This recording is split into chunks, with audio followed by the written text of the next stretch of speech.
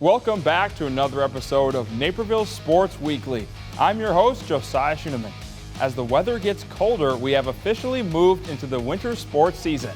We have some fun games this week, including in girls basketball, where Lene Beaumont and Bennett Academy begin their quest for another state appearance as they take on a powerhouse from Indiana, La Lumiere, in their home opener. The girls basketball season is back, with Bennett Academy welcoming La Lumiere from Indiana to tip off the 2022-23 season. The Red Wings are hoping to make it back to state again this winter after taking home the fourth place trophy a year ago. A matchup between two of the top seniors in the country, with Bennett senior Lene Beaumont, an Indiana University commit, goes head-to-head with Ashlyn Shade from La Lumiere, who is signed to play at UConn next season. After Beaumont puts in the first bucket of the game, Bennett gets back-to-back three-pointers from Maggie Solarski to put the Red Wings up 9-3 in the opening minutes of the first quarter.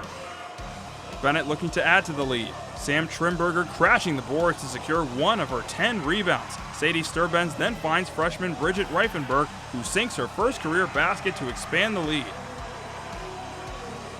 Near the end of the quarter, Trimberger gets the pass in the paint and makes a nice move to create space for the shot. 2 of her 10 points on the night right here. Red Wings turning defense into offense. Sturbenz gets the steal and passes ahead to Amelia Solarski, who gets the layup. Wings leading 15-6 early in the second quarter. Beaumont takes the handoff and goes between her legs on the silky smooth step-back jumper as the lead builds to 19-6. But La Lumiere is too talented to keep down for long. Sincere Coleman Francis lays it in off the inbounds pass to pull her team closer. Late in the first half, Ashlyn Shade gets going with a couple of buckets. She buries the three here, but La Lumiere still trails 27-14. Another freshman contributing right away for Bennett is Emma Briggs, who gets the nice pass from Sturbenz before banking home her first career basket. Red Wings take a 13-point lead into halftime. Lene Beaumont comes out firing in the second half, taking the ball and immediately spinning for the pull-up jumper. BA up by 15. The Lakers using their size to get back in the game. Gabby Hoover with a running hook that drops in for 2.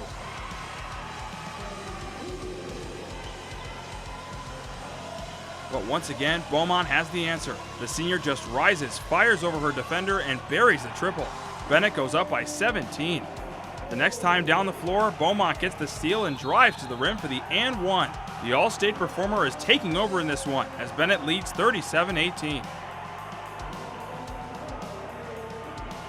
But La Lumiere stays poised and keeps battling.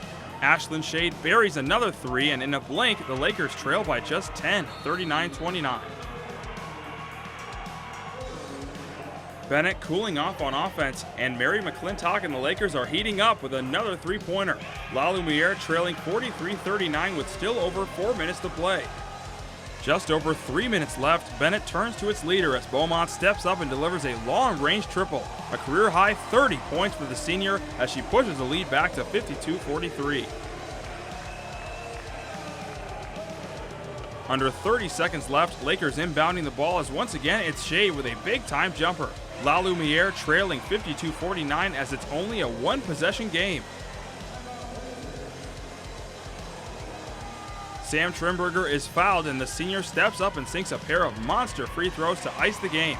Bennett hangs on for the 56-49 win, a great way to start the season for the red and black.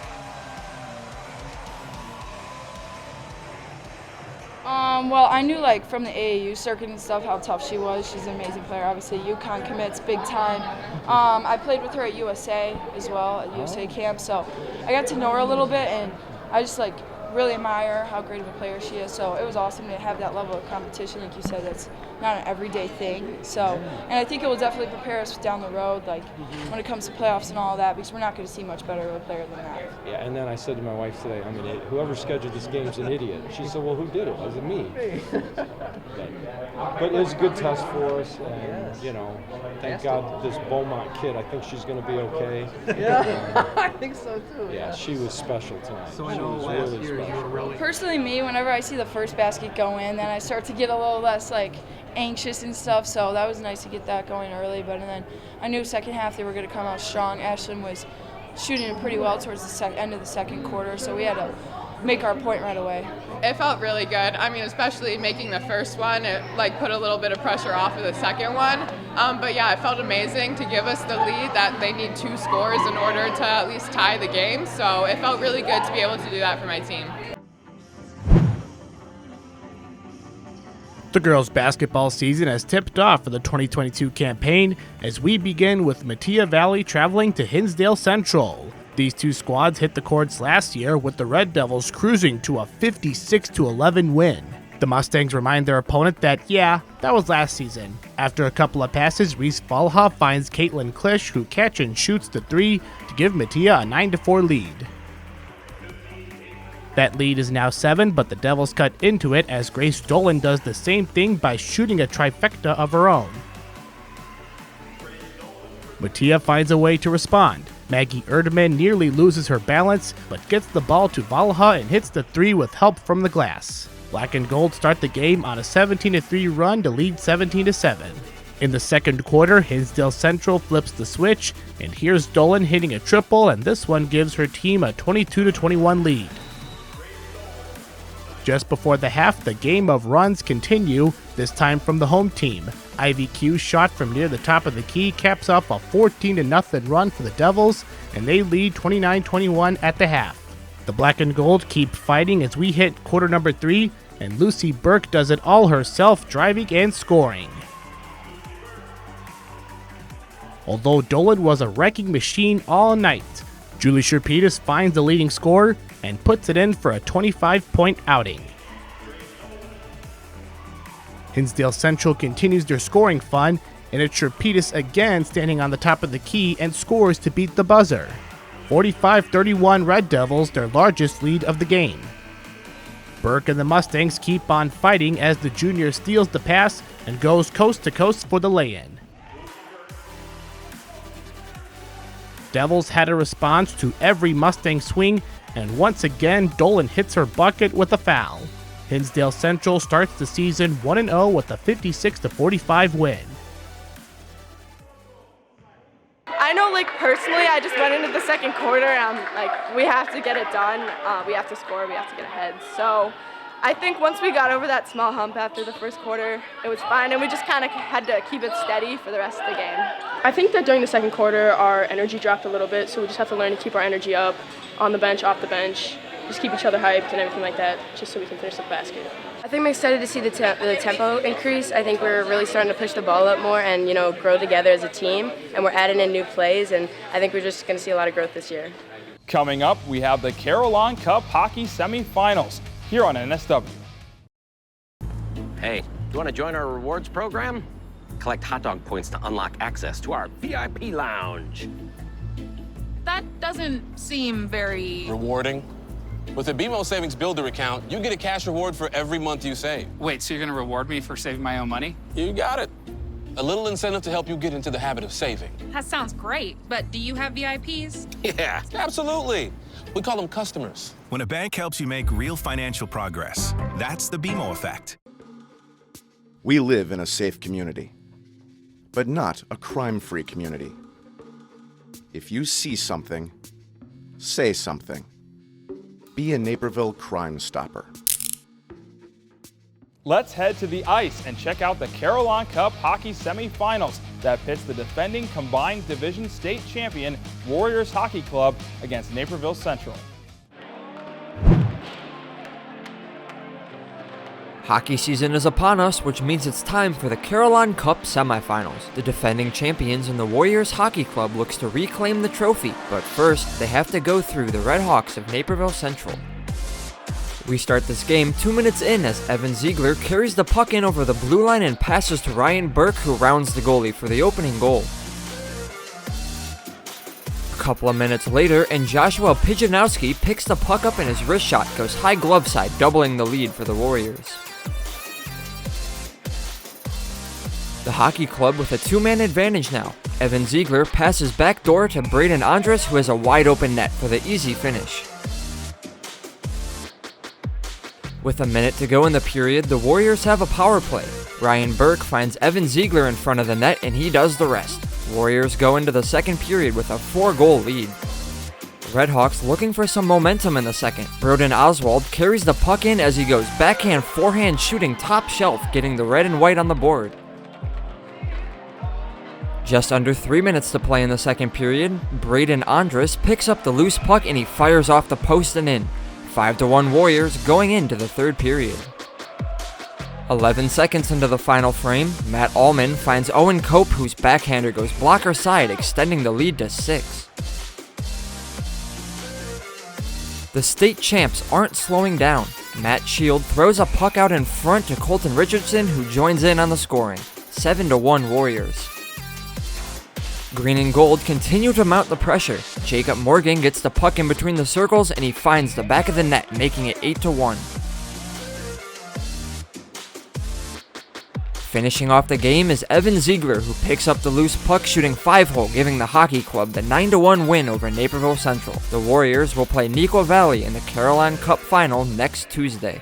I was excited to play them, just kind of ready to just start right off the gate, score some goals. We knew who we were playing, just trying to be safe out there, play as a team. So I think we've had a little rough start as compared to like a few years back, but I think we're starting to come together, and I think you'll kind of see a lot more wins from us in the future here. So I'm excited for what's coming.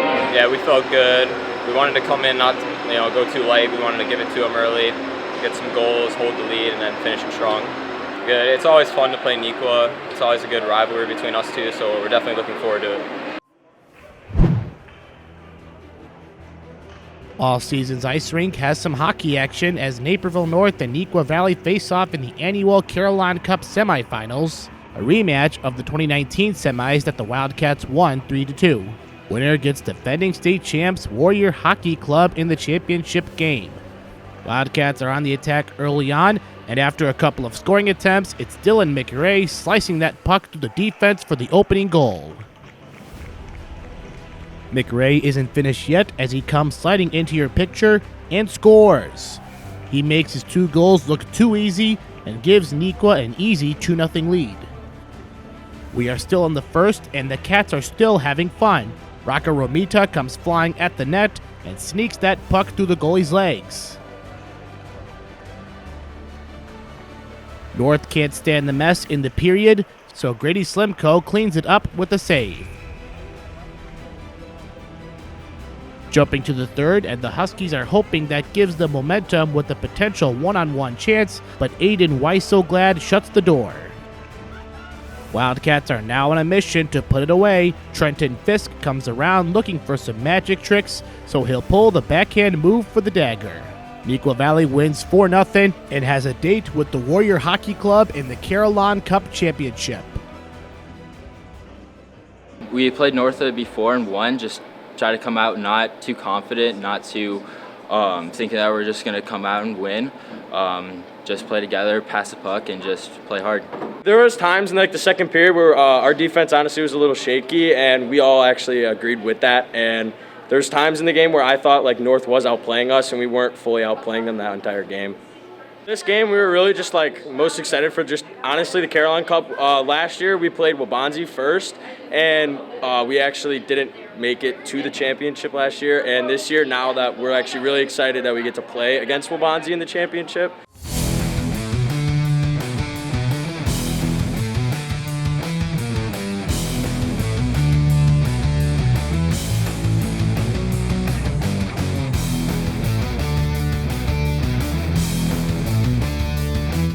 On this play of the week, we got girls basketball with Lene Beaumont showing off her skills. She goes behind the back, drives, then does a nice spin move to create space and hit the hanging pull-up jumper. A beautiful move by the senior to get the bucket. That's one of the reasons why she's one of the top players in the state.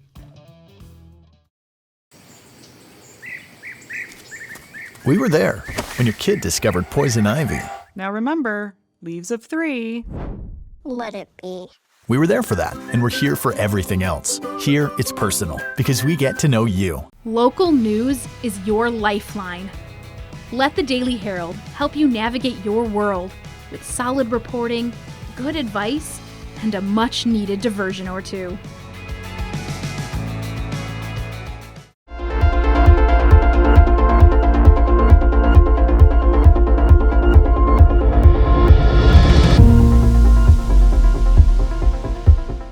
Naperville boys soccer had another impressive season this fall, securing a 17-win season and finishing second in the DVC Conference, behind only 3A state champions Naperville Central.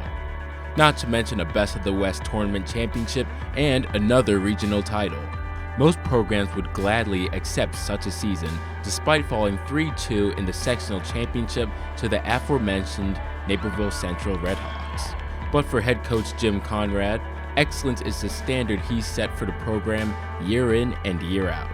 Taking over the program for Dave Bucher in 2003, now racking up over 350 victories and counting, winning 15 DVC titles, 8 super sectional titles, and of course, winning 3 state championships all in succession from 2016 to 2018. In addition to the tradition of excellence, there has been a deep familial connection between the Husky program and the Conrad family that stretches back for decades. Before taking charge on the sidelines, Conrad commanded the back line as he played soccer at Naperville North along with his brother, Jay Conrad, and through their obsession and competitive natures with each other, they developed their love for the beautiful game. Growing up, we were unbelievably competitive with each other, right? And I was a little brother, so no matter what happened, I always competed with him, right? And I always lost. So, I mean, I remember growing up, like, if we get in a fight, my mindset was like, if I can get like one good punch in, then I'm happy, right? Like, yes, I'll take the beating, but one good punch. To if we were playing basketball with each other, or kick the can, or tag, or whatever it was. So we competed nonstop, and I think people in the neighborhood probably thought that we hated each other. And then as we got older, you know, even in high school, we always competed with each other, but we were like super close, tight guys. Well, it was a thrill, right? I mean, it was the late 80s, and I couldn't wait to get to high school and compete for my high school team. And back then we got these really cheesy vinyl jackets with, you know, they were blue and had your name on, a big soccer ball on the back with soccer on it. And I remember the proudest moment of my life. I felt like I was the coolest kid in the school that I had this jacket. They both excelled playing at the collegiate and professional levels where they were briefly teammates. However, this time around, they'd be on opposite sidelines instead of sharing the field. When Jay took over as head coach of Naperville Central from 2003 to 2009. You know, that rivalry was fun. I think after the first year or two, we kind of settled in. You know, he would show up once in a while, like if I was doing a summer camp thing, or I'd show up at his. Like, these guys got to know that we're brothers first and foremost. Competing against Central is always an important game, and then when it's your brother, it adds a whole nother layer to it. I hated it. I was so glad when he stepped away, as good as he is for the game. We need guys like Jay in high school sports coaching, but it was just tough to coach against your brother, you know, and when you win, you feel happy, but you're sad for your brother, and when he won, it stung just as much, I guess, as losing to somebody else. So I'm glad that phase of our life is over. Family always came first, even when they were crosstown rivals. Once Jay began his successful club coaching career at Galaxy Football Club, they became a tandem for developing a dynasty of top talent in the Naperville area. Jay then joined his brother in the familiar colors of their alma mater as an assistant with the Huskies. It was fun. I mean, you know Jay, he's super annoying and competitive and obviously an excellent player. And I mean annoying in a loving way, obviously, but he was such a great addition to the team, and how many kids get the chance to play with their sibling. It was wonderful to be able to share those moments with him. A pair of those premier talents would be Jay's kids, Mitch and Ty Conrad, who both played under their uncle at Naperville North. They both would accept and excel with the high expectations and responsibilities that come with their last name.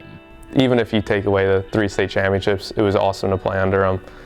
He's a really good coach, good person, you know, taught us a lot about soccer and about life. I liked playing for my uncle because my whole life leading up to it, I knew I was going to. And there was a lot of like anticipation and build up playing with my dad through club. And then when I finally got to high school, it was like, I knew it was like the pinnacle of my soccer career. For the Conrads, winning is not just a passed down philosophy, but a trait ingrained in their DNA. Jim Conrad would win his first 2 state championships in 2016 and 2017, beating Barrington and Libertyville alongside his brother and with his 2 nephews playing key roles. Ty now plays collegiate soccer just down the road at North Central College, pursuing his degree in education. He just taught us a lot, not only about soccer, but just about life and how to have like a good mindset and be a good person.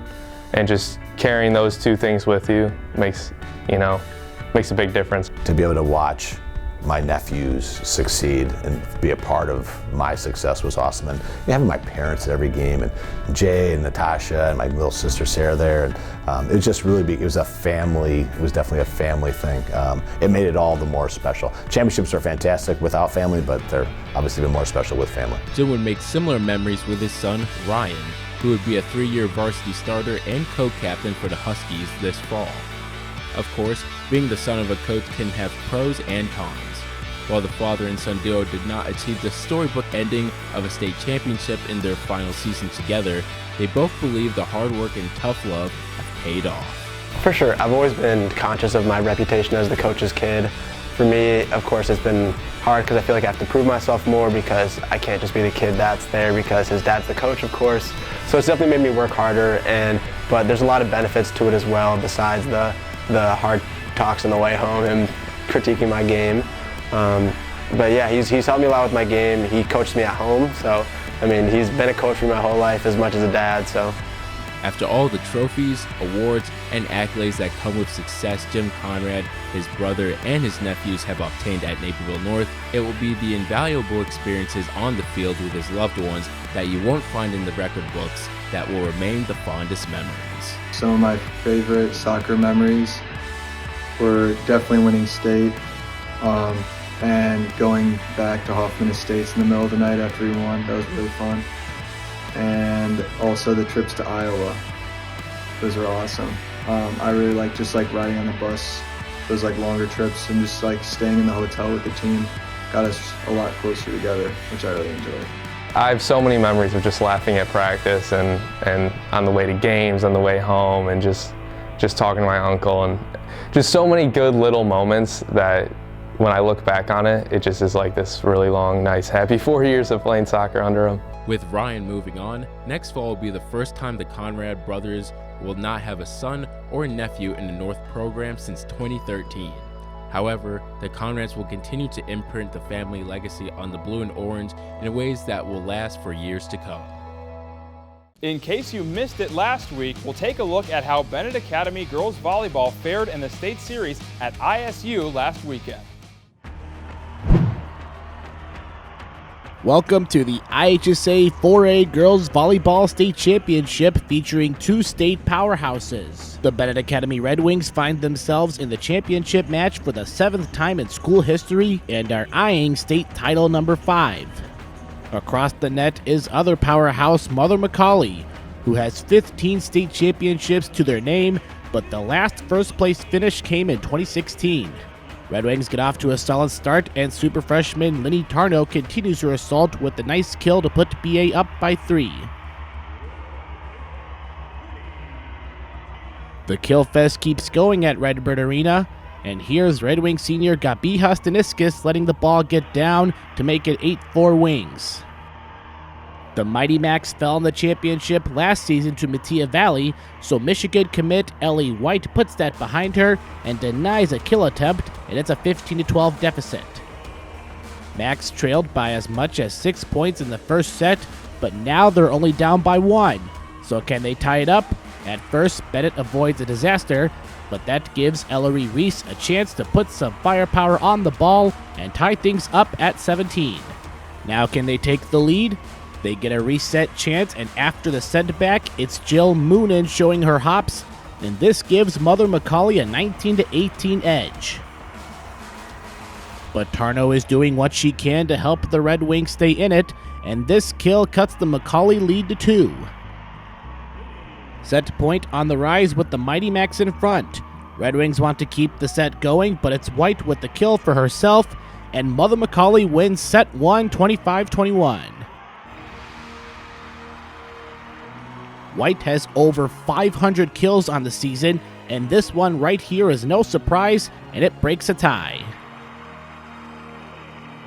Time for a win or go home scenario for the Wings, so they need some momentum, and they get it thanks to a Kirsten Kramer kill.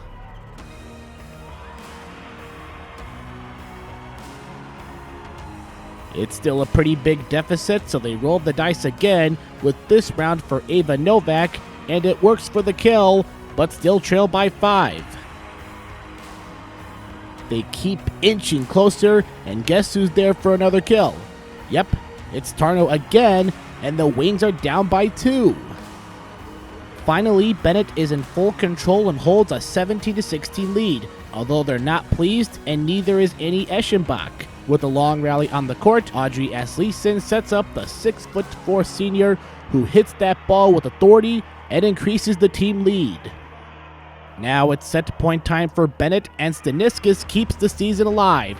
1 set to go in the girls' volleyball season, presented by a Red Wing 25-17 set 2 win. However, Mother McCauley will not allow a 2021 repeat, and this block by Reese puts them on a 6-1 run. Bennett tries to stop the run, so up to the net goes Eschenbach and Asleason for the block. They trail 10-5. They are doing everything they can to catch up with the Max, and here's another kill from Novak. Although it was too much McCauley, as White ends the season with an ace, and the Mother McCauley Mighty Max are your 4A girls volleyball state champions. This is their 16th state title and 3rd under head coach Jen DeGerald. For the Red Wings, this is their 8th state trophy, all under Brad Baker.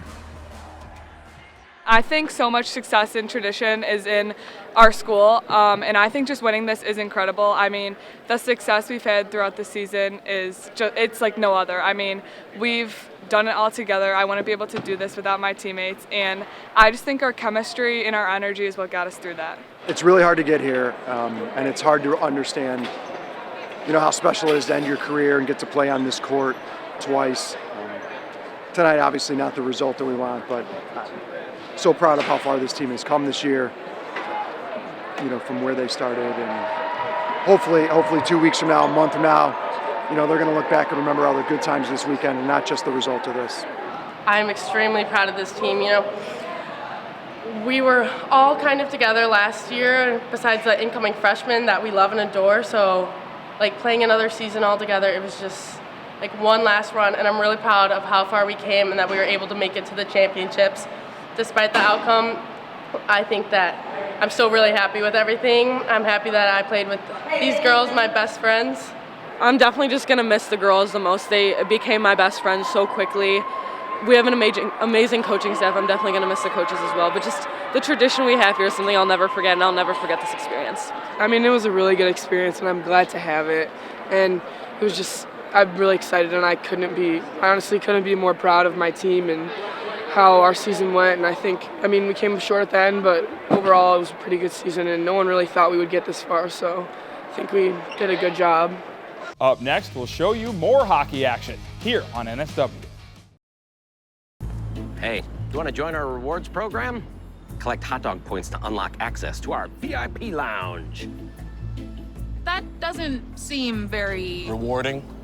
With a BMO Savings Builder account, you get a cash reward for every month you save. Wait, so you're going to reward me for saving my own money? You got it. A little incentive to help you get into the habit of saving. That sounds great, but do you have VIPs? Yeah, absolutely. We call them customers. When a bank helps you make real financial progress, that's the BMO effect. We go back to hockey with Bennett Academy hitting the road to face Providence Catholic, which is a part of the Chicago Blackhawks rivalry series. The Bennett Academy Red Wings and the Providence Catholic Celtics open up the first game of the 2022 Chicago Blackhawks rivalry series. Bennett enters the night at 5-3-1, while Providence sits just ahead of them at 7-4-1. The Celtics took down the Red Wings 2-0 just 1 week ago at the Governor's Cup. About 6 minutes into the first period, Anthony Pacheco gets the steal and is in on goal. His shot gets knocked down and the Celtics quickly counterattack. Providence has a chance, but William Janis stands tall and makes the save for Bennett. 4 minutes later, Daniel Quinlan comes up with a huge hit, followed by a Celtics slap shot that hits the post. We're still even at 0. Providence is back in the offensive zone where the puck finds the blade of Lucas Ducups, who snipes one top shelf.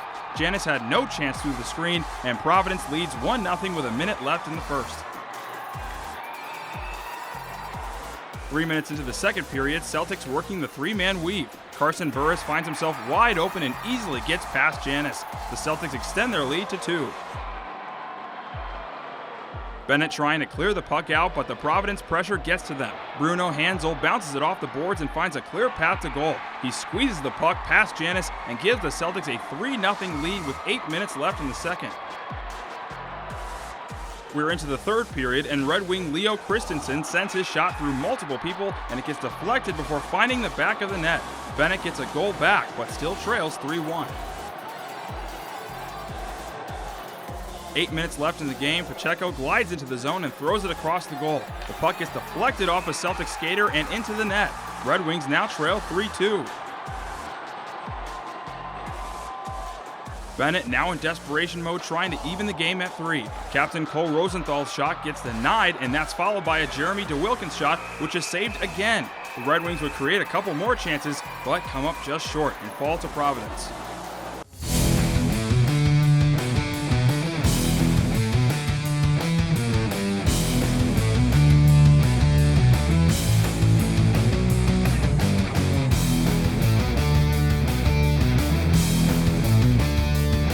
For the play of the week, we check out hockey with Daniel Quinlan displaying his physicality. Providence looking for a scoring chance, but look out! Quinlan comes up with a huge hit.